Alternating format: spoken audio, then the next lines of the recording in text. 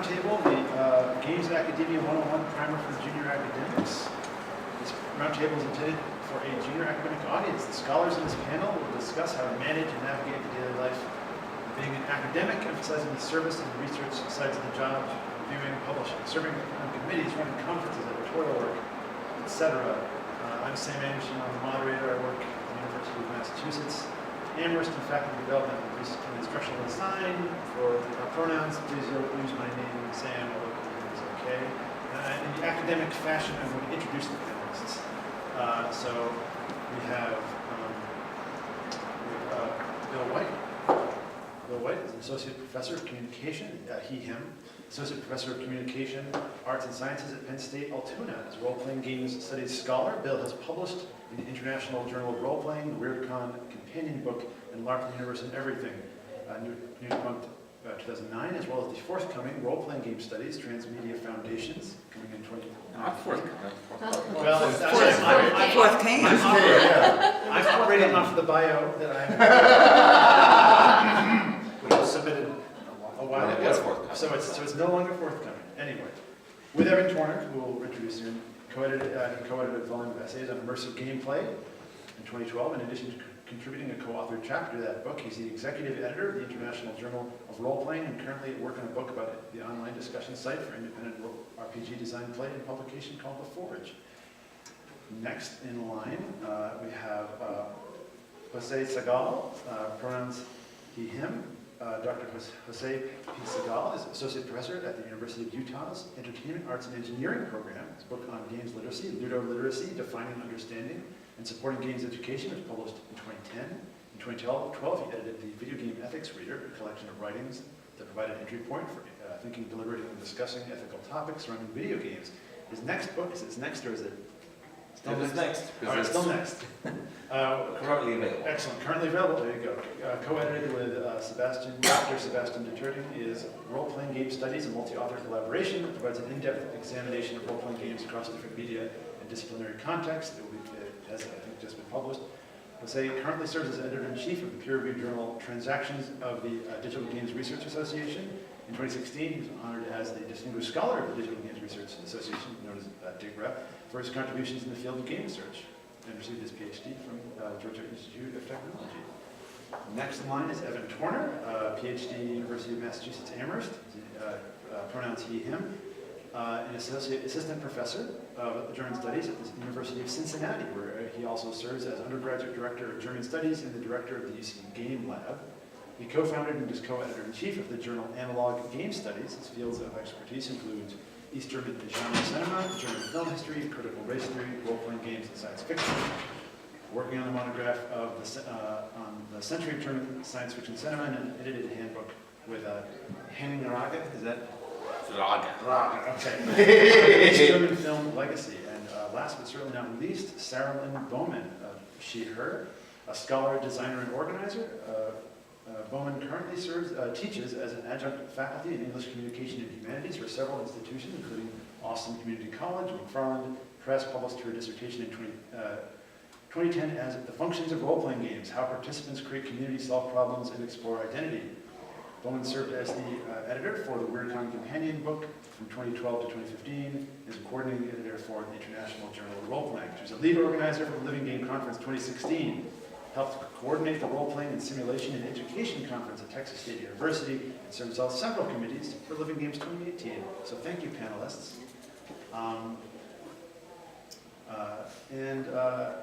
The first thing I'm going to ask, and I'm going to leave with a few questions here that are prepared, and then we'll see how things go and whether we want to invite the audience in. And just in general, definitely we're interested. Oh no, we will invite the audience. Oh, absolutely. Absolutely. You're not getting away from us. And we're definitely interested in a variety of perspectives and experiences on the questions we raise, since region and scholarly domain and so many other factors can affect one's personal journey through scholarship. So we're going to hear hopefully a lot of different answers to some of these questions and prompts. So I'm going to start with this one, and it's a bit broader question. What do you wish you'd known, or advice you heard but didn't really hear, or just what surprised you about what being an academic actually entailed?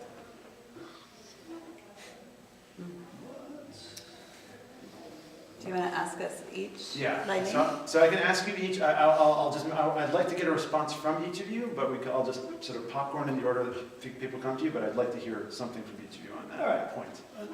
I mean, I guess I can start. The thing that the thing that you're not aware of as a grad student that you become aware of may have to do with the way that disciplines work, right? You know that, and so that. Okay, let me be more direct. When you're on a tenure track job, one of the hardest things to do is, because publication is what you're being judged on, is finding your audience, right? So who are you talking to, and who are the people who will, people sometimes talk about it in terms of community, people giving you feedback, etc. But really, it's a matter of audience, right? So the one thing that I wish I'd known earlier, as I struggled to get tenure, was the importance of finding an audience for the questions that I was interested in, and to the extent that those questions are not interesting to other people, you should be prepared to move on to other things. So I'll stop there. So I learned that for a lot of people in the academic community, research equals money. And what they mean by that is we don't care what you do as long as you're getting enough grants to do stuff. And I still do, I take sort of the opposite approach, which is basically I care about the output, the papers, and so on. And I really hate writing grants, so I don't. And I'm lucky to be in a position where I don't have to. But that was sort of something I hadn't realized. For me, I had always seen grant writing as a means to an end, but for a lot of people, that's the end that is measured is the grants. Is that people or is that institutions? When I say people, I mean... Like other professors don't care about what they're working on, they care about the fact they're getting money? Or is it the institution expects you to get money and doesn't look at what you're producing? The institution and the people within the institution. And obviously this varies a lot from institution to institution, but things such as your peers at the institution might be a lot more excited by the fact that you got X grant rather than you have this book published. Or review committees or tenure committees. But Yes. Not always, but there is that for some people there's that distinction of like, well, you do research and scholarly work, research means grants and you got money. That's probably more true at Research One type institutions, right, where that is central, fundamental to it. But it applies elsewhere too, where the notion that you brought in grants, it's something measurable and it's something that makes what you're doing more valid institutionally, like within the institution. And remember, that was the other point that I wanted to make. Remember that the folks who are judging you when you say other professors versus the institution, they're the same thing, right? I mean, you might have your friends or colleagues, but it is your colleagues in other disciplines who are serving on committees that judge your work, that promotion review and things like that, and so they're closely aligned. And I would say that even if you're not a Research One school, there are schools that really want to be. So Yes. they're even more hungry for the grant money. Yeah, because the more that they can pull in, the more that they'll be ranked higher. The very short statement is your non-academic skills are just as valuable as your academic skills, and your ability to pick up other skills that have nothing to do with research, teaching, or service is super important. So things like publicity, marketing, how to I would say HR and that sort of thing like that. Those kinds of skills are just as important as your academic skills. And then I guess in terms of this larger aspect of research, you go into a graduate program with a lot of enthusiasm. The world collapses. No, you go in with a lot of enthusiasm, and then you read and read and read and read, and you get more jaded, and you realize that your professors are kind of, on this kind of set arc on the topic, and then you're like, I know all this stuff, and that's of course when you're positioning yourself with your articles and everything, and you don't realize that you're in a super bubble. and that once you get outside of that bubble, people don't know shit. And you really do have to, and it's your responsibility, your passion that's going to drive everyone else's interest and the, you know, sort of why people should care about or research the thing that you're doing. So that it's easy actually to kind of become overwhelmed by your topic and be like, okay, everyone's already said this thing before, and you don't realize that, like, the 101 aspect, that once you exit that rarefied academic bubble, you will have to continuously explain yourself and your topic to people, and not assume that they have any kind of foreknowledge. So choose your topic wisely, by the way, so that you're not stuck talking about something for 20 years that you're not actually that into. Is it difficult to change your field even within? Sorry. We're gonna hold questions for the moment. Please keep it, we'll get back to you in a second. I would like to maybe start from. Yeah, I haven't answered the question. Oh, well, okay. You haven't answered, that's right. You're tagging into something else, please, absolutely. So is this about research specifically? Yeah, because that's the topic of the panel, because I have like 12 Well, answers. the topic of the panel is What's it- academia overall, which could Okay. include things like committee work, So, teaching, etc. one thing that was broken down to me, I was very thankful for, as you know, sort of informally, when I was in my master's program, is that different departments have these point systems and different measurements. So you were talking about grant money being valued higher. There's also publications, there's also public appearances, there's service work. There's all these different ways in which you're evaluated that are that are not transparent at all to the average grad student. The average grad student spends all of their time really focusing on making their papers perfect, and they think that's what actually matters. And it matters only to a certain degree in that peer review stage, right, when they're going to be actually going to be judged as their papers go out there into the public sphere. But as we've been saying, there's so many other factors going on. I would say that I'm a community college professor, and so I've opted out of the system, and yet I overperform in all of those categories because I was taught the game. And so I basically have set myself up to where if I do want to have a tenure track position, I can probably easily slide into one because I have experience in all of those areas. But it's also something that I don't want to have my identity tied to, and I really, really enjoy being part of a teaching school. I mean, there's a tremendous amount of beautiful interactions that you can have with students. So that's the other thing that we should be clear about is academia here can mean publishing and being part of that tenure track sort of research focus. But there's a lot of people that I know in academia that really love doing publishing and research, but their school doesn't care at all about that. They want them to teach a 5-course load. Their research gets in the way in a lot of ways. Sometimes they resent the fact that their professors are doing research. So I'm really blessed in that my department actually is really, I think they're kind of proud of me. I like to think they're proud of me. They seem at least interested in what I'm doing, and so that's really cool. And what's interesting then is at a Research One university like my own, when you're a small department in a Research One, the most important thing in research, teaching, and service is service, actually, of all things, where basically there's just a lack of you. And so in terms of professors, so there's just a bunch of committees that have to be served on. I have 2 different directorships. You know, they don't really care if you're teaching in the classroom, but oh my God, do professors have to be there to sign off on things and evaluate deans and things, and that's like, what? But I guess I would wonder if there's not enough people, service matters in the sense that someone needs to do that stuff. Mm-hmm. But generally speaking, service is like the shaky leg of the trifecta of sort of academic review, which is you try to teaching, research, and service. Right, and it's not quite true that nobody gets denied tenure for service, but it's mostly true, right? That you can't, like what gets you tenure even at an institution like mine, which is part of a larger, it's not a Research One university, but it's a branch campus of a larger Research One university. And so what they say to us, right, is, well, you're not expected to produce at the same level, the same quantity, but certainly the same quality, right? But what that amounts to is in practice is the more the better.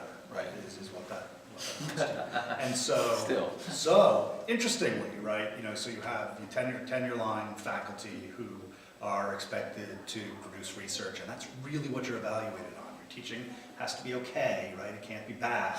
And your service, as long as you're on the team, right, mostly on the team, but we even advise junior faculty, back off, right? Don't do, you're making a mistake to take on this much service. You shouldn't do it, right? But it's the research that matters, the research that matters. Interestingly, right, as academia, right, as higher education systematically sort of moves towards where we're relying on adjunct faculty and increasingly on full-time faculty who are not on tenure lines, right, the culture is shifting, or it's not quite true the culture is shifting, but people get evaluated on different standards even though on the surface they look the same, right? So that, so as a full-time faculty member, you get evaluated for professional development, not research, but that can be a conference paper or taking a class or whatever. And so being aware of what the standards are, right, for, I guess, what's to frame in the way the question was asked, to what's surprising is the idea that what it means to be a professor can be different things depending upon the nature of the institutional role. Yeah. Yeah. So I'm probably have maybe ask one or two more questions and then want to invite the folks from the audience in. The audience is about the same size as the panel. Not, definitely more than 15 minutes in for that. So another question, and again, would like to get responses from everybody if we can, is at an institution, especially when you're relatively new there, starting out, however you want to frame it, who should you be going to for help or trying to build relationships with? Again, this is sort of more on the unexpected side of things. As a grad student or? Junior faculty? Let's say more junior faculty. Okay. If they're closely connected, it makes sense. But I think framing it as junior faculty might be most appropriate. Okay, so, Yeah, let's start. I think it would be helpful to answer both questions actually, because I think a lot of us don't have positions yet. So it might be actually helpful at both stages, who your allies are in that regard. So my recommendation as a grad student, and by that I mean in a PhD program, is to think of, and this is to add to what Sarah was saying, yes, you need to worry about your research, because getting a PhD is about demonstrating that you can basically do research or carry out a significant research agenda, call it a dissertation. But there's also the aspects that Lynne was talking about, which is you are joining a community. They're your audience, but there's also, think of it as a community of practice. It's a group of people that share certain practices and customs and traditions, and they also have a certain literature that they care about, and they have certain questions or problems that they're interested in examining. And so you're starting on the very edge of that, and then your trajectory should hopefully sort of take you in closer to this community. Right? You'll be a grad student who's studying with someone who maybe went to a conference once and met some people, and then moving on to, well, I did some reviews, I presented, and then maybe now I'm a faculty member and I have my own students who go to this conference, and so on and so forth. So I think the grad student's experience is a moment to make those connections as well, the connections that you need in the field. You want to know who the right people are, and I don't mean that in a sort of like, who is important, but like know who is in this community and what their contributions are to that community. You want to be able to engage with those people. You want to ideally have them be interested in your work, because that validates the fact that your work is interesting to this community as well.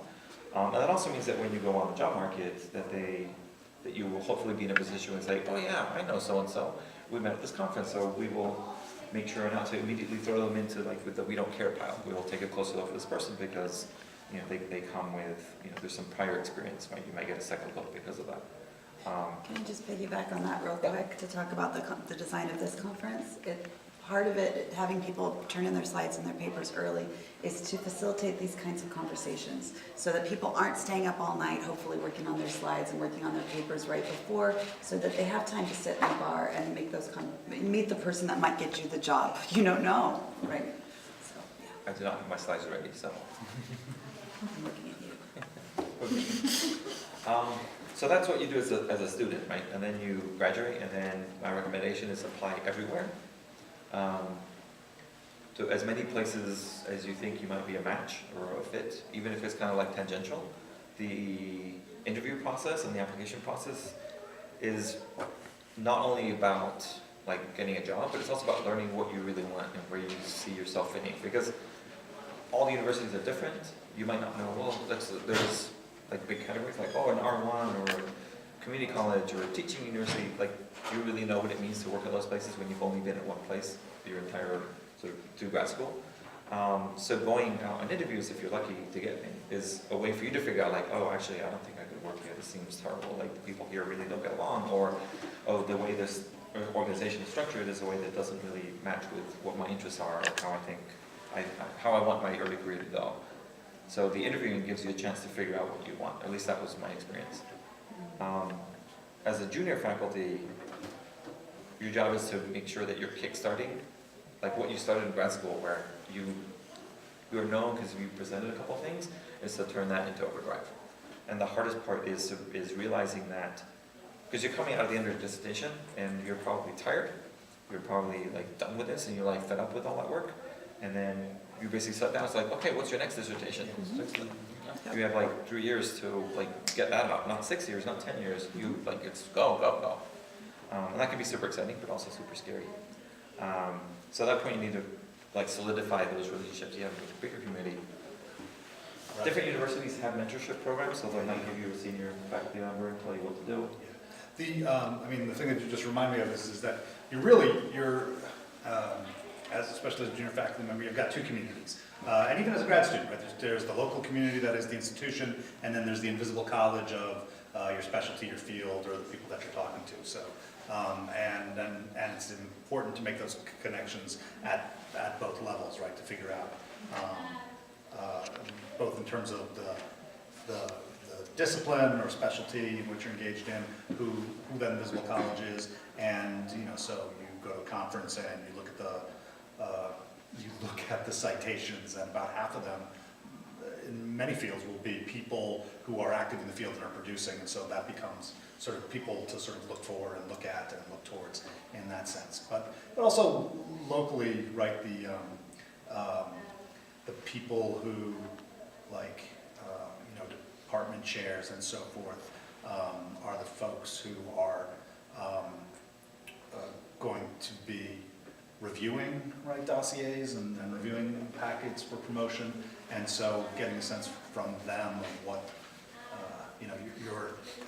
as a junior faculty member, you should be talking to your department head or chair, whatever it's called there, about what are the standards, how am I doing, and not waiting for Like once a term. once a term, right? Yeah, exactly. You should, and so I mean, again, it's in response to the question, who should be looking for guidance, and there's the internal audience as well as the external audience. Okay, so we're still on audience, because I was also thinking there's all these tangential things about your portfolio and things that I have a few things to say on, but I'll narrow it down to this. As a graduate student, I was addicted to going to conferences. I went to my first graduate conference, I think in 2007, and I loved it. I got to talk with all these people from all over the field. And some of those resulted in publications, some of them didn't. Some of them were wonderful conferences, and some of them were total duds. There was one conference I went to in Germany where I had to pay for absolutely everything except for the coffee that they served at like one break. And literally all of the dissertation people if someone was writing a dissertation, their professors would file in and watch their presentation and then leave for all of the foreign presenters. So, I began to get a lesson in not only, what do people think of my work, but what is the genre of the academic conference, right? And that's been, in helping organize Living Games and others, is to say, okay, how do we make the spaces we want, rather than, what is considered the norm, because the norm is chaos. It's also highly institutionally dependent on your community. So, when you kind of get to be hired somewhere. I mean, I was hired on the basis of page 3 of my CV, where I stuck all my game stuff.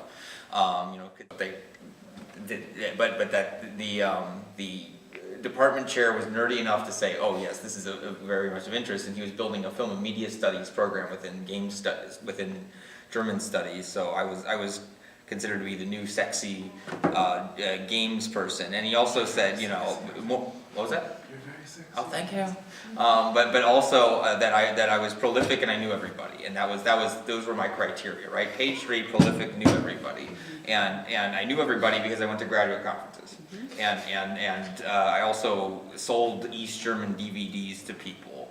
I have a completely other community that has very little but now increasing intersection with the role-playing community, in which, you know, like we were celebrating the role-playing game handbook coming out, but then I also just had an article come out on bisexual polyamory in East German cinema, right? So, like, this is, you know, like I just have multiple different networks and multiple different interests, and what that means then is whenever I put together a paper and put it out there, people begin to associate me with that thing, but then they also have sometimes seen multiple different papers, so sometimes on East German cinema, sometimes on sci-fi, sometimes on role-playing games, and their overall impression is, damn, Evan just does all this stuff. And that's good for a tenure case, because then it means that, you know, especially if you've got, you know, graduate students who are going to be doing things that are obviously not your field, but you have to support them, you've shown that you're interdisciplinary and you can sort of do that. And of course, you know, at a modern research university, your allies are going to be other junior faculty members, recently tenured people. You don't actually know. You know, there are people who are on your committee who are your champions, but they also might be fired or gone the next year, and so you really have to then, like, see who your allies are. And one of the main ways you can do that is right after you arrive to do a presentation, to, you know, go to social events to see who people are that you have affinities with, and creating genuine intellectual engagement, drawing together film series or events, you know, in this case game events, you know, so that you can then, Which also like, counts as good service. yeah, that's service, exactly, right? I mean, but then you have like genuine intellectual synergies, and then, you know, if you are going to get tenure there, you feel at home. So, Sarah, Cool. how would you respond? I'd like to really focus specifically on role-play studies, because I think that this is all really good advice for academia in general, but we have a very niche Yes.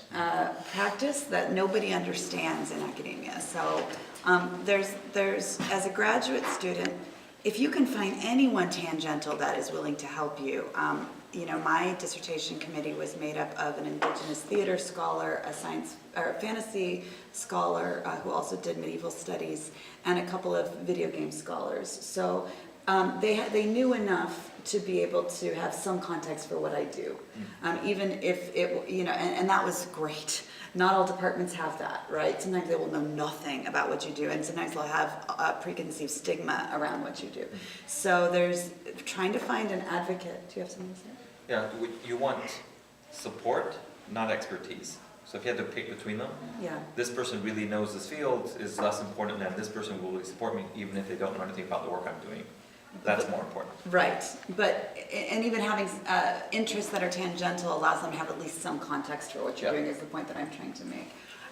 And so having that institutional support where you're at is important, because it's very easy to get off track and to feel lost and to feel alienated during the academic process.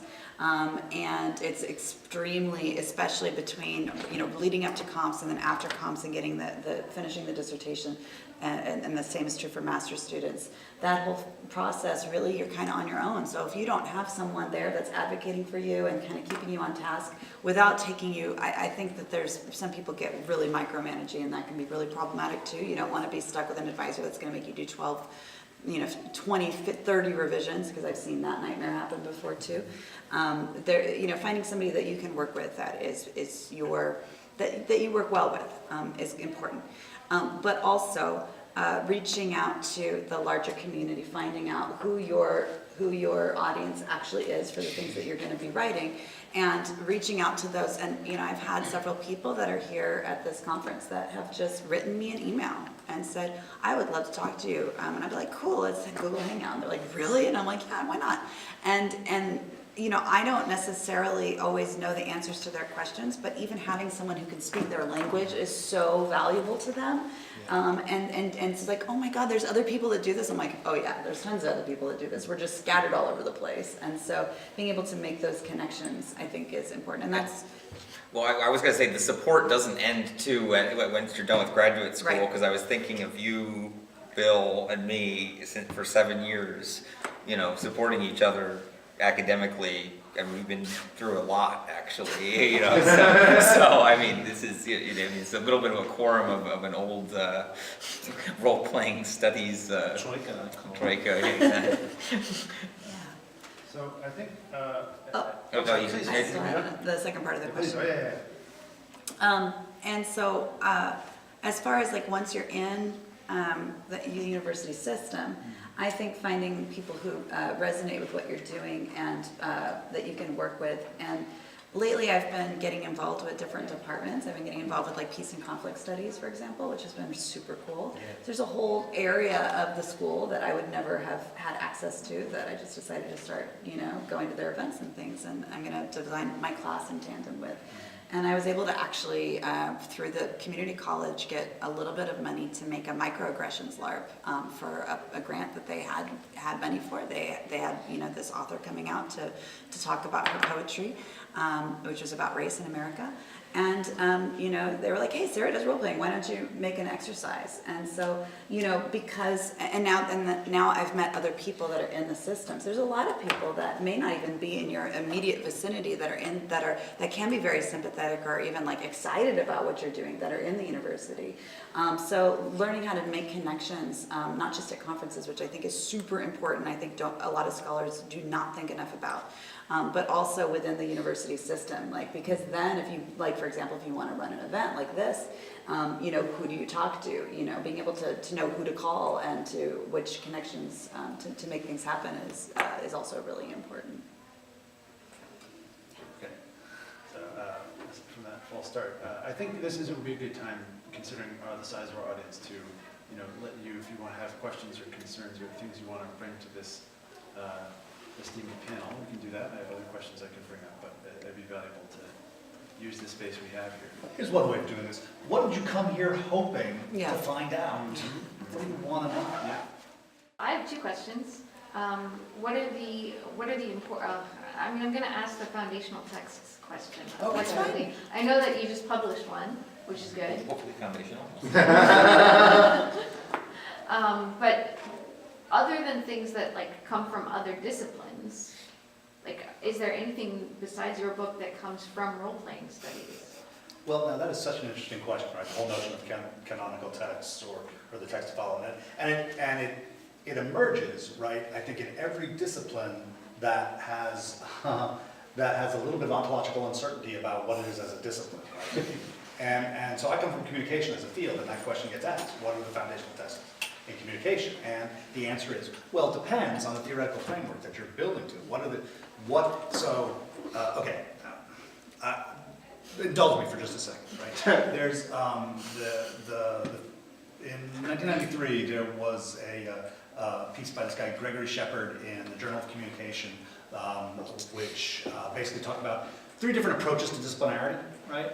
One is the disciplinary approach, right, where we're a discipline, and the reason why we're a discipline is because we have some ontological perspective on how things are, right? So sociology, what matters being is structure, right? Physics, maybe it's force, right? But there's something, anthropology, it's culture, right? There's some foundational concept, right?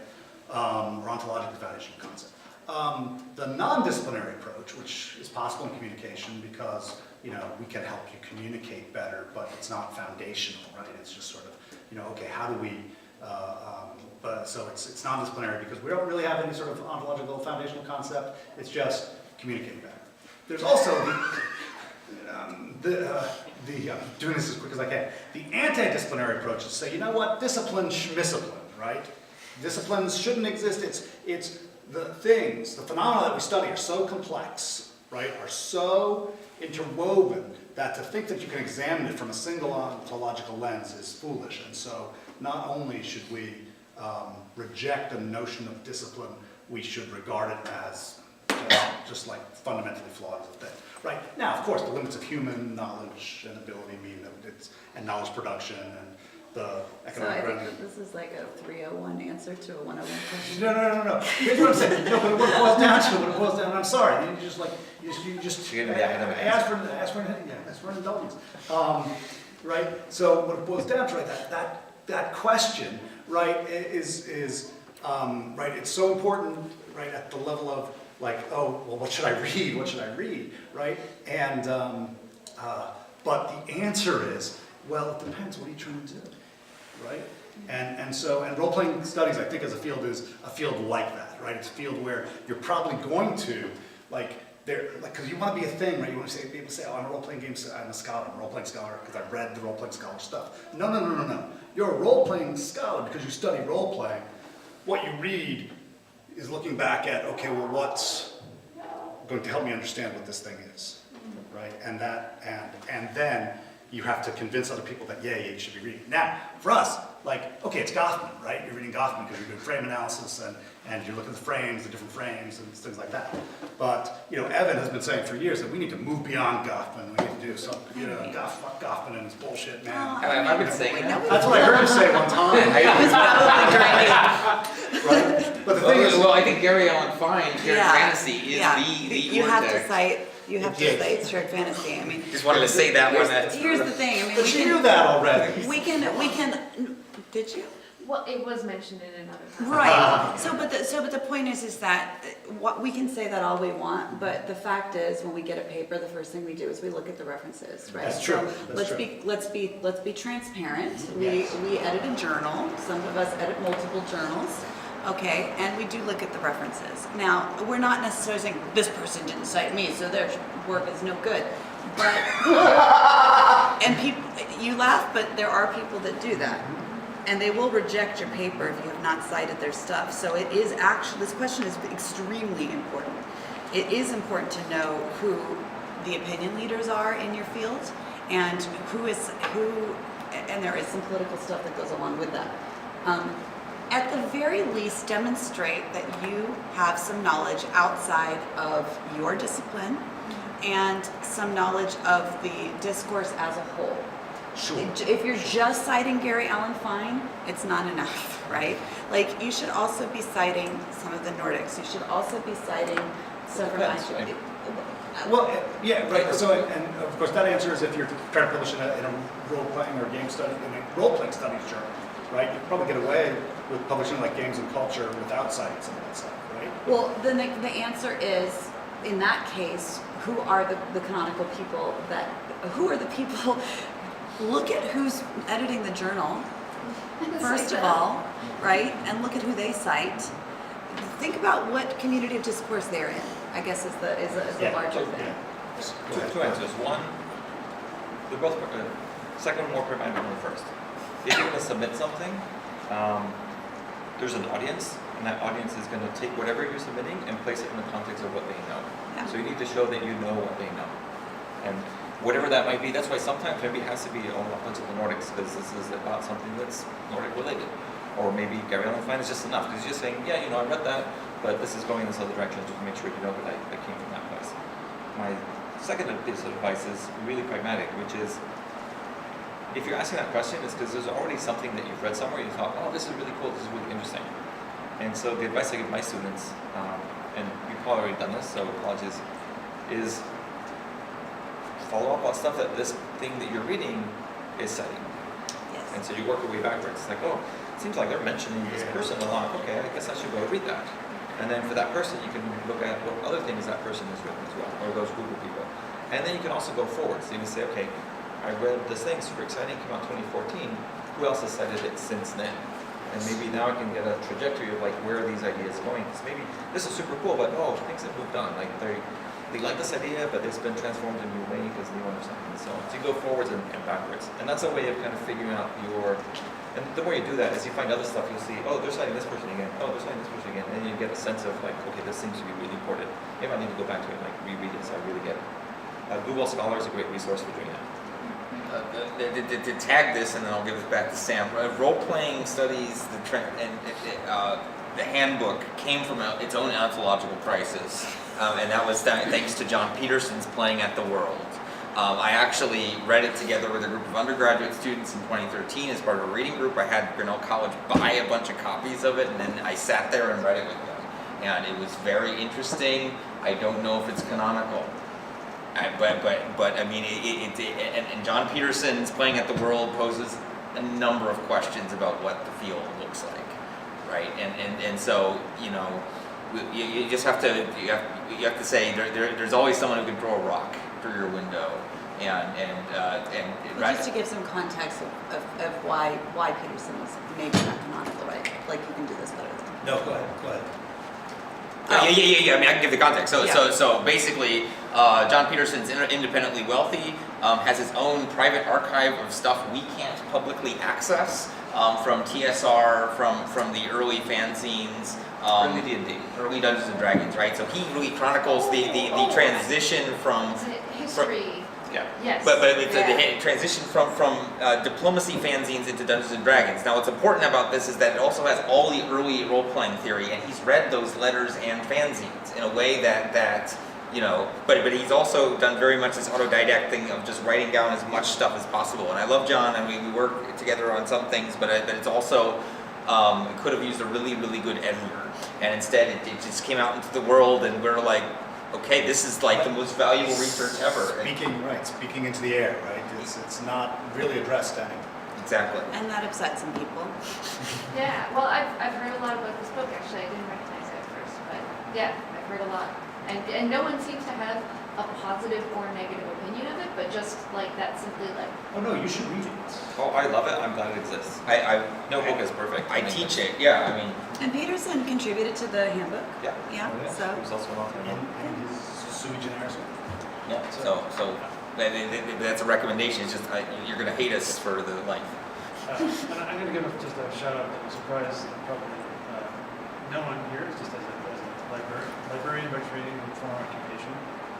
If you have an affiliation with an education institution or public library, or you just want to, or you're also in a state institution, a public institution, try to connect with some of these subject specialists, the reference and research librarians there. They may be able to guide you to some resources you wouldn't have expected, even special, even ones that maybe are unique to that given institution, or that sometimes you'll always be surprised, but sometimes the librarian can help you pick up, especially as you're learning the sort of research process. Some of that stuff just becomes ingrained, but librarians can really help scaffold you some of the way to work. I want to mention Laycock's book, Dangerous Games. Yeah, Has anyone said that? Oh yeah, some names I would just call them. Okay, that's fine. It's called Joseph Daniel? Joseph Lake. Joseph Laycock. I mean, I think And that now we it's a can religious studies give, book. can we each give 3 texts that we think are good to I read, wanna- right? so- Dangerous games. Dangerous Games. Dangerous Games? Joseph Laycock, Laycock. It's about the moral panics in the 80s. Yes. There's a tweet version of that book. I'm just trying to be practical here because I think it's really easy to dodge that question because nobody wants to be, upset anybody else by, Sure. omitting. But I think the idea here is that people want to know what they're supposed to be reading, right? I think, Yeah, but I like your strategic answer. Oh. Sarah. was I strategic? Yeah, of like, look at what the people who are gonna read this are going to take seriously. Or the people that you want to be having conversations with. Like, what do you read and get excited by? And you're like, I would love to be having a conversation with this person. What are they excited about? All right, here's one. Wait a second. We pick one we don't like too. I don't like the Tresca book. Oh, poor Tresca. It's fine. Yeah, and it's fine not to like it. He has a chapter on Murder. Yeah. But I mean, that was unprecedented for a role-play school. Gregory Bateson, Steps Toward an Ecology of Mind. He talks about games and a little bit games, plays.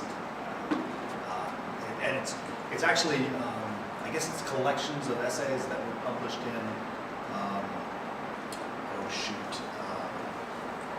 I forget, but it's the thing I think of is it's like dialogue between him and his daughter, talking about games and things like that. It takes a couple of pages. Tagging on from those approach here, if not like a canonical list, maybe some texts that you found particularly useful and meaningful, or at least, or just one, perhaps. I mean, I cite Greg Kostikian's Uncertainty in Games all the time, and I think literally, and the MIT Press series in general is a very good resource for philosophical thinking. Have you ever catch that title? Can you repeat it again?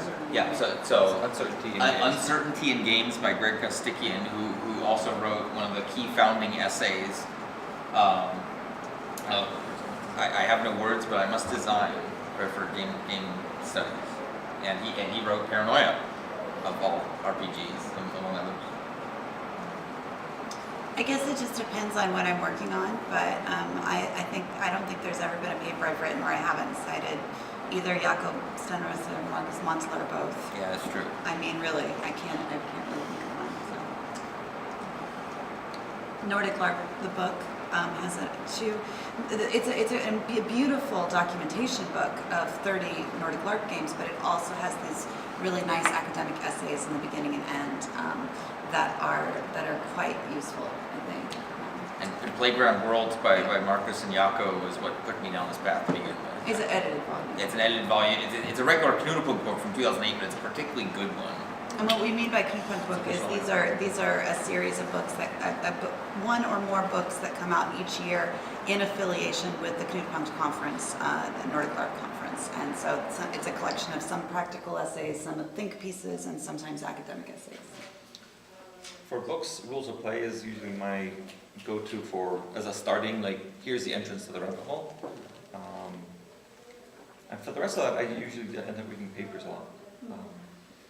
And as a parenthesis, because yes, go through your librarians if you have access to one.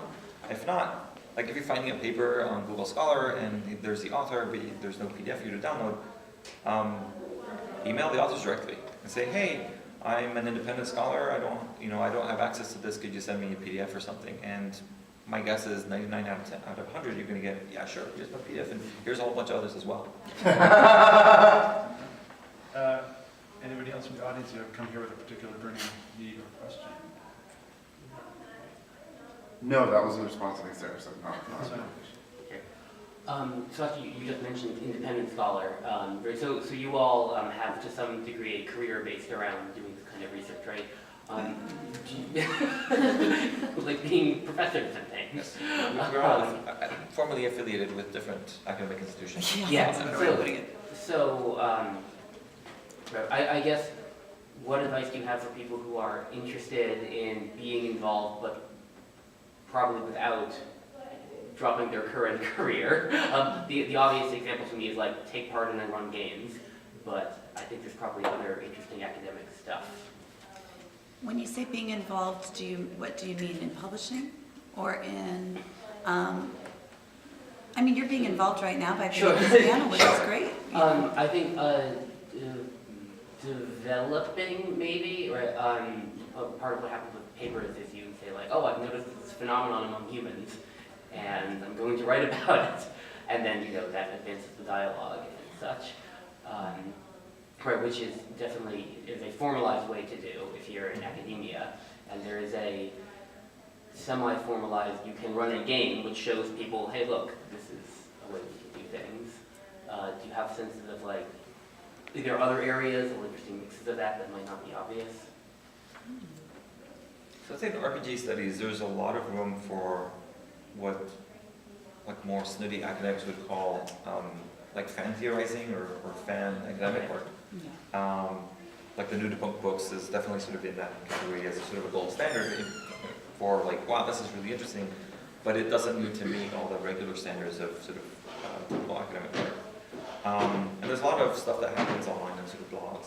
And so John Peterson would be a nice example of that. It's a terrible academic book because he cites a lot of primary resources, but he's sort of purposely saying, look, I'm doing this thing by myself on my own. I don't want to talk to anybody else.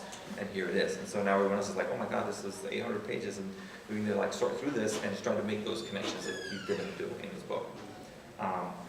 So in RPGs, there's a lot of, I'll call them fan books or popular press books or a wide spectrum in between. And so there's cool stuff that you can read if you just want like new ideas and insights, and you can also participate in creating those as well. I mean, I've written for magazines that are like games magazines that are not journals. Yeah.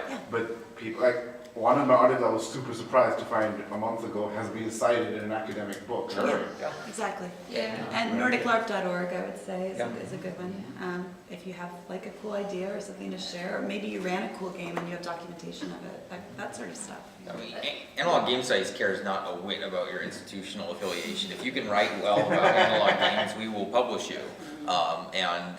You know, we're proud of that sort of. I mean, we don't discriminate between designers or academics or independent scholars. And to be fair, even academic conferences don't care where you're coming from. And that's where sort of an honest peer review is anonymous in that sense. It's like, as long as it looks and it has the right context that it needs to have, which is, it's sort of like trappings, but they matter, right? They matter, like, you can't just say like, oh, here's the thing I thought about, which I think is really cool. But it's like, well, okay, why is it really cool? That's an important part of academic work, is explaining why this is really cool, because this is a context which exists where no one else has thought about this thing this way, and look, I'm borrowing from this literature, and this is my contribution.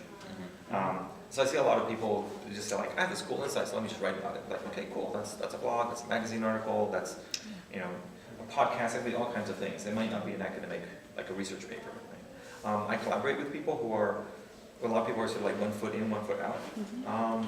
And what they appreciate from my half of the collaboration is I help them take this thing and kind of shape it so that it's now in the right context and has all the sort of the checks and things it needs to have to be of value to an academic community. And what I appreciate about working with them is they're generally interesting and exciting ideas that are sort of, I don't want to say half polished, but it's like, oh, this is really cool, but we just need to like wrestle with it a bit. And I get to push back on their ideas like, oh, I hadn't thought about this way. And we can actually sort of give it a round of extra thought and run it through sort of the crucible of what other people have thought too, right? Which hopefully at the end you end up with something like, okay, now it's really solid. It's not a half-baked idea. Which, half-baked is not a bad thing. It means like there's a kernel of something good there. It just needs to like run through the oven a couple times. As well as how to position themselves, right? Like, so like for NordicLARP.org articles, some people have some really great juice, but they don't know how to write an introduction necessarily. They don't know how to frame what they're doing in terms of other things that I know have happened that they may not know have happened. So it's like, hey, why don't you read this thing and then maybe just add a little reference And to the it. editors give advice about that? Yeah, absolutely. You're one of the editors, right? I am, Yeah, yes. okay. And I also want to tag off something you said, Sarah, and connect to a previous panel here, which is about preserving design and sort of LARP history in the moment, which maybe speaks a little bit to your point, which is that the more that can be captured through various means, oral histories, artifacts that are produced in play, you know, with all appropriate consent and so forth, that can certainly hugely inform and underpin these sort of different kinds of approaches to scholarship and exploration in this space. I mean, one thing to really keep in mind is that we have an extremely intelligent player base and design base, and very, a lot of them autodidact. I mean, they spend a lot of time researching stuff on their own. Very few of them are actual scholars. So they have a lot to contribute, and they also get really frustrated when they feel like they have to have these academic credentials in order to contribute something to the field. And as a matter of fact, most of our field is founded by people like this, right? Very, very little of the ideas in role-playing studies came from scholars. It came from designers having conversations, right, on the forge and whatnot, who may have gone into academia eventually, but most have not, right? So being able to, one of the things that was a challenge, I think, with the role-play studies book was how to contextualize those discourses in a way that it says, well, this isn't quite academia. It wasn't quite academia at the time, but it has kind of become it. It's being taught in college classrooms, right? I did it. Yeah. Yeah, I mean, what we supposedly tried to do was say, this is important, this is a voice that needs to be heard, and so we're going to just suck it all in and say, okay, we have a whole chapter on like fan theorizing and the contributions that fans have provided to the field and to our understanding and shaping understanding of role-playing games as a medium. So in some sense it was not co-opting, but I think hopefully doing a good job of saying, yeah, this matters. It was not academic, that's okay, but here's why it matters. Like, here's what we are getting out of it. Fans, I mean, these are the producers as well. Yeah. Like, this is the, because role-playing is a co-creative activity, it's not this model that we have like in other media where it's like fan fiction versus canonical, this is the stuff, right? Like, there's a lot more interaction and discourse, which is what you'll see at this conference too, is a lot more of those interactions. So, and the point is please, we would love to hear your voice. Yeah. And you can reach out to individual people and say, hey, I have this idea, can we work on a project? And I'll speak for myself now. If I don't have time, I'll say, hey, I'm sorry, I don't have time now, but maybe in such a moment. And I always like to understand kind of what are you hoping to get out of this relationship, and then making sure that that squares with what I'm hoping to get out of it. If it's, oh, I just want to chat about games for 2 hours every week, I'm like, well, I probably don't have time for that. But if it's, hey, let's write a paper together, then okay, cool, I can work with that. Especially if it fits the models that I usually have to work within, such as I've worked with all these students, undergrads, grad students who had like no idea about research, like that's cool. If you're interested, if you're smart, and if you're willing to do a lot of work, let's do it. I will be there to support you. If it's just like, oh, I just want to throw this idea over the fence and then you run with it, take it somewhere, that may be less interesting for me. And there's no lack of venues to publish your idea right now. We are hungry for good scholarships, right? We're not gatekeeping right now. Well, we shouldn't say that. We have standards, and we've had to Yes. turn Yeah, some you just said people away. ML game studies will take anything. I You said good. said scholarship. We want- I had an adjective, it said good. Right, so the point is that, are you willing to do the revisions? Are you willing to write in a formal tone? Are you willing to cite the people we ask you to cite, or at least, contextualize in a way that makes it part of a larger conversation? That's the sort of thing we're looking for, I think. Like, it's not so important who you cite, although, like I said, that does get political and important sometimes, but really it's that you've cited anybody. That can be helpful, right? It's like, okay, this person is not just like, I've invented this idea. It's like, the chances are there's several other people who are also talking about that thing. Yeah. Peer review takes a while. Sorry, I missed your bios at the beginning, so sorry if this is redundant. I'm not sure who of you are currently versus formerly in academia, but I was wondering if you could speak to. All currently.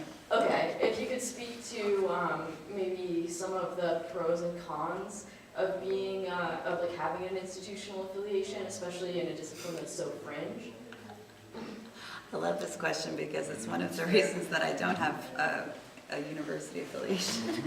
It's because I don't want anybody controlling what I research. Like, I've just, I don't want to be told, okay, you're going to do EduArt from now on because that's what will bring the money in, I'm like, no, I want to write about Carl Jung right now, so I think that, but I'm also an adjunct and I have to work a lot of jobs, right, in order to do what I do. So that's a con, and it also gives me a certain degree of freedom. I used to work almost entirely online, and so I could go to a lot of different conventions and conferences around, and that was really helpful. So I think also I don't have to be at as many committee meetings, and the service stuff that Evan was talking about earlier. Lots of committees. I find them interesting, and I'll go to some of them, but I'm not required, right? I work at a public urban university, and I can research whatever I want.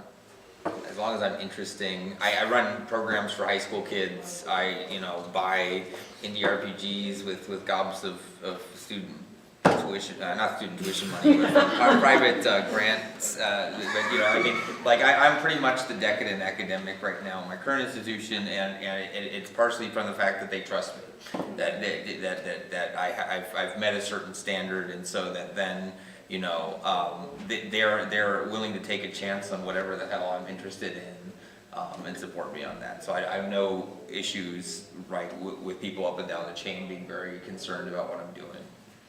Yeah, my situation is similar. I love my job, and I do what I love, and I have learned to adapt so of all the things I love to do, I'm doing the ones that I can do in my situation. So, because I don't like to write grants, I'm not doing stuff that requires a lot of funding, so I'll do other kinds of things. And for me, that's been the key, is if you really love doing it, then you're going to do it. And hopefully you can find a position where you can do that, and have that flexibility. It's not always perfect, but sometimes like, man, I wish I could teach fewer classes. But I love teaching anyways, and so it's not a huge burden on me. I happen to be in an institution. I've been at 2 institutions prior to University of Utah. I was at DePaul University, and both places they were just really supportive of. They're basically it's sort of like, we'll leave you alone, and here's a bunch of bars, and you just need to hit those bars. We don't really care how you get there. Yep. And so in that sense, some places there might be more specific, expectations or not, and this sort of thing where you can negotiate and you figure your way into that as well. If you're kind of slightly off the beaten path, like, oh, we're expecting monograph, why are you doing all these journal articles? That sounds terrible. Then it's on you to explain sort of, hey, this, you have to sort of sell yourself too, and explain to people like, okay, I'm doing something that's kind of outside of that norm that you might have in mind as like the prototypical example of success, for example, but here let me show you why this is successful. And perhaps that's a tricky thing to, if you're not good at it, I'm not good at it, is like, first of all, identifying you do that, and then figuring out, okay, how do I sell myself better so that they understand that, oh, I made a hypothetical example, I made a game and it won this award, and so I need to tell you like why that award matters, for example, for someone who's not in the field. Like, I won a multiple graphic novel. Would be something that I'd have to explain to my fellow faculty members who's like, I've never heard of that award. If I won an Oscar and I was like at film school, I'd be like, I don't need to explain anything. In fact, you need to give me a bigger office. $50,000. You need to win a game BAFTA now. Yeah. I mean, there's things that the community will understand and your colleagues will understand that they might not be distinct, right? So, yes, monographs are good, peer review stuff is good, journal articles are good. In some cases, conference papers matter more than journals. And that's kind of, through grad school, those are the questions you should be asking, right? So you figure out, okay, what does this field kind of expect? What do people understand as being successful? No, I'll echo that. The idea that you're an intellectual entrepreneur, and so it's just a matter of explaining to that internal constituency, review committees, your boss, whatever, that this is my story, right? Here's my narrative of my trajectory and what I'm about, and so it's explaining to this internal audience that just cares about that you're producing good scholarship, that you're producing the scholarship, right? And who you're talking to and why it matters and who it's reaching, right? So explaining that is super important. Yeah, I mean, I don't think I have anything more to add other than I don't like the precious. There's a mix. There's a level of institutions, right, where there's a mix of how much it's focused on research versus how much it's focused on teaching, and different people will find the institution that sort of is more suitable for them, right, or the institutional role that's more suitable for them. So whether that's Research One, where there's not a lot of teaching, or it's not highly valued, or a community college where teaching is highly valued and central, and Sarah's lucky to not have to fight to sort of do her research and have that be valued. But there are places, even like a liberal arts college, right, where it can be, you're here to teach, and yeah, you do some. That's, you're here. These students are paying a lot of money to come here, and so to have access to you. Everything needs to be in for them, for example. Right, exactly. And so the structure, and that can be, you can find yourself in a trap where you're like, oh, okay, well, I'm teaching, I don't want to be here, I want to be somewhere else. I've still got those grad school stars in my eyes. I want to be to research one place. But how do I get there once I've been teaching all this time? And so it's a matter of being careful about the institutional fit between your aspirations, the mix that you're interested in doing. And so that's the trade-off, I think. Right? And I also want to add one thing that's a reality right now for people who are entering academia is that, you may even get a tenure track position and be denied tenure for no reason. Which is one of the reasons that I just have kind of opted out of that whole system, is because I don't want to move somewhere isolated from everybody that I know, and then feel on a track and feel like I am valued and hitting all those benchmarks that we're talking about, and then not achieve them because nobody knows understands my research or whatever it is. So there are some realities. So I get to die and say, I love my job the whole time, rather than I was really suffering all this time to hope to get this golden pot that maybe I didn't get for wrong reasons. And it is true that the proportion of the academic workforce that's tenure line is shrinking. So. Yeah, I was gonna say. So when you're on the market, you just that's pretty much eighth circle of hell when you really don't want to be on the market. But it is definitely you're trying to position yourself, and of course to be positively, you're trying to find the right fit. university, and hopefully you've done enough to distinguish yourself that you'll stick out in the stack of various applications. But we just did 2 different job searches this spring, and the people who stood out were those who fit the job requirement. Like we have problems that we want to solve, and then when the person comes in and they are helping us to solve the problems, we're like, yes. And then in the middle of that, they have sort of research interest, and that's a tiny sliver. We want them to be not boring. Don't be an asshole. Don't be an asshole. That's another thing. So don't be boring. Don't don't be an asshole. And like when push comes to shove, like start bailing water if we have a major problem. And other than that, being a good community member is key to then being able to research whatever you want. And we've talked about service not being as valuable on the great chain of being, but your research, will actually grow if you're in a community that supports you and also says, cool, you're here, you do you, just, come back in several years. And also you check your retention, promotion, and tenure requirements at your departmental level. If they just want a monograph, then you're stuck with the albatross of a book. But I checked mine and I was like, well, actually an edited volume counts for a co-edited volume actually counts, positively towards your book requirement for tenure. I have 3 of those. Okay, so then suddenly you can find ways in which your institution lets you relax and not actually say, okay, I'm under pressure. And I did want to say immersive gameplay, edited by Evan and Bill, is, I would say, another book that people should read. Oh, right, yeah. Anthologies. There's a couple of good articles. So I want to give it a chance. We have about 6 minutes left, so I want to give a chance for, maybe one question or 2 really quick ones. So. So you're all professors from the scholarly bent. I've been talking to a bunch of people in the fine arts world about being professors from that angle, and I of course consider games to be a fine art if you want it to be a fine art. Do you have any comments about that? Because I'm actually very interested in doing that sort of thing. So, the common keyword is professors of practice. My experience is professor of practice depends on institution. Some institutions don't have that as an option, or some will. They're generally looking at people that already have sort of an established career in whatever that industry is, or an established practice, as it were, because they're looking for someone who can come in and keep on doing whatever it is that you're doing, but now you're bringing a sort of real-world experience to the students. It's usually what the main contribution is seen. So you see those kinds of things also like an MBA program, so bringing in a CEO who's retired. It's like, okay, you have 20 years of running companies, so here's how MBA students help them out. I have seen those kinds of positions for games, and they tend to go to sort of indie superstars or established people, like, oh, I worked at EA for 20 years and now I've retired, and come do this cool thing as well. Yeah, I'm not quite sure what you're asking. I mean, like MFA and That sort of thing. yeah. Right, okay. Yeah, and so if that's your credential, right? I have an MFA because I consider this fine art, and then you just have to.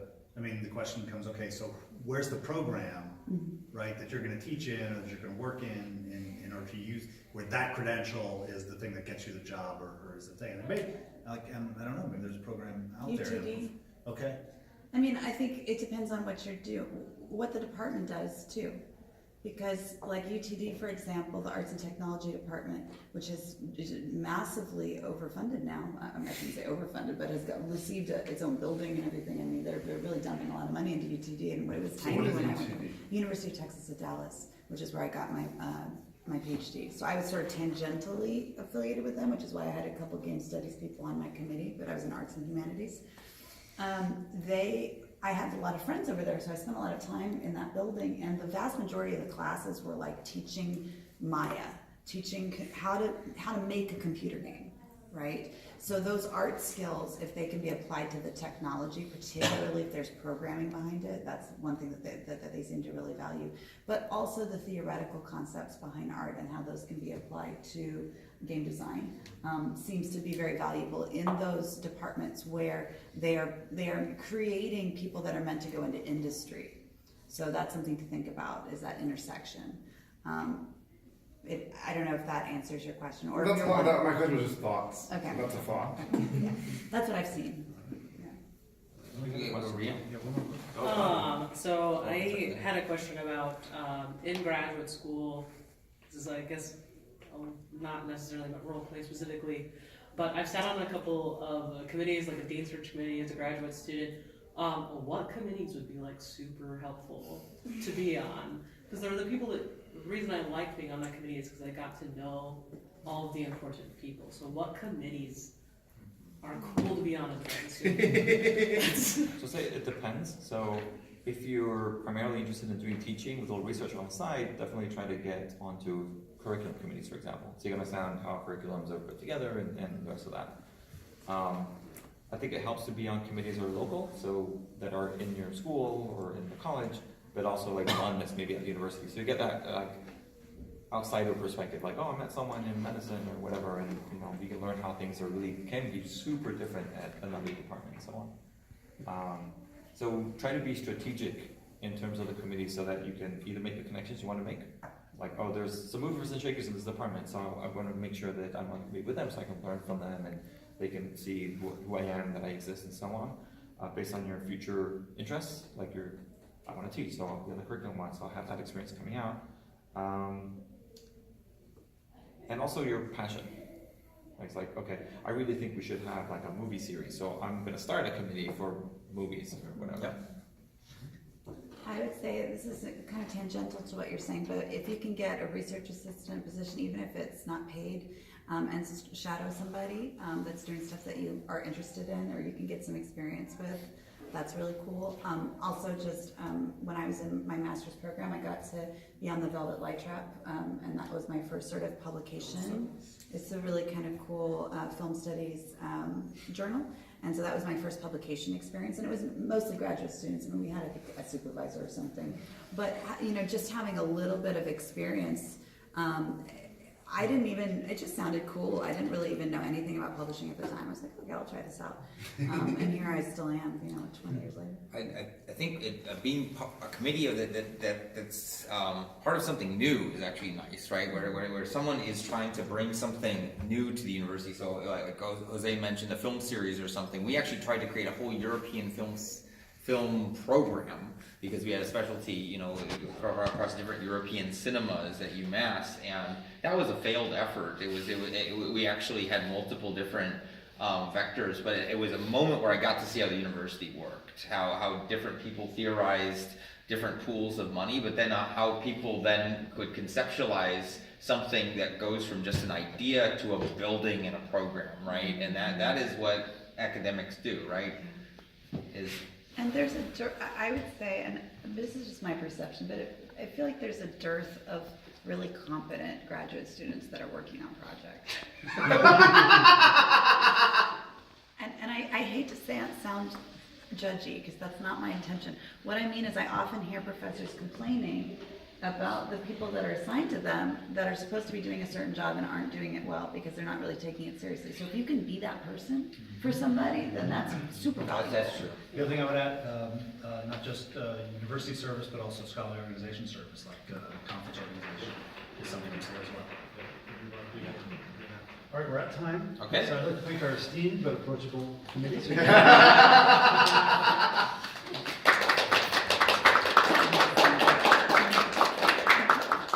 Also, if you did not get a mixing desk and you would like one, you should choose. Some of us are internet famous, Sarah. You guys have more questions? Some of us. Yeah, so, hang around, you'll see these Yeah, people again. like literally, Come up to them. I'm on a panel here, so. It's like in the half an hour, right? Oh, is it? Yeah, because we have a little bit of Yeah. spiritual. Okay. Yeah. How it all began? How was the first conference, first journal? Because in Brazil, we I love don't it. have a journal. That's right. There's a half hour break till the next thing. So Okay. Yeah, you want to hang around We this don't other have time. events and conference Yeah. about games nowadays, just games. So we are like years. So you can do it anyways. Yeah. My first paper, so I was a grad student in Chile, and this was late last millennium. So the internet was just starting, and so just finding resources online was like a huge boon for me. And so, like my first paper, I was lucky that I had no problems with English, so I was basically able to write it. And I sent it off blind. And by blind I meant I found the name of a journal and it had a description. I thought, oh, this description sounds like it fits, and I just sent it. And then I waited, and they said no. But they said, oh, try these others. And basically I kept on doing that until I hit, right? It's harder, of course. I didn't know anybody. I didn't know if I was citing the right things or not, but I was, like, it's easy to say, well, I don't know anybody, I don't know what's going on, so I don't know what to do. You just have to do it. And I learned a lot from the reviews I got back. Right? The reviews I got back pointed me in directions that I hadn't realized were missing and things like that. So you just have to do it. Yeah, just do it. Like, And also, like, I feel like we've started our own stuff. yeah. We started analog game studies. I was part of the Yes, you steering committee for that. you were there at the meeting. You know, the WeirdCon companion book, which was just sort of in its infancy, we decided to start doing peer review and just, you know, like creating your own space. If the space doesn't exist, create it and see if you can get like a faculty advisor on board so you can have some institutional support. Like we were able to do the Edularp conference at Northeastern because, you know, Celia Pierce thinks LARP is awesome. So like, you know, finding people that can advocate for you that do have that institutional support and then just creating what you want to see in the field. And the cool thing about that, I think Celia Pierce's main focus is not in LARP and tabletop. She, with Indicate, she did a lot of work with video games. Right. Sometimes you find people who do adjacent. Yes. Like I've had RPG articles published in Video Game Magazine because I'm like, this is interesting because. But always believe that you're part of the future. Yeah. Just make the future. Just make it happen. Yeah. And when people tell you you're not, you go, okay, and then you make it better and you try again. Yeah. Or just do it and say, well, this is what I did. And you know, you can like it or not, but at least I did something. Yeah, exactly. Okay. Thank you, Professor.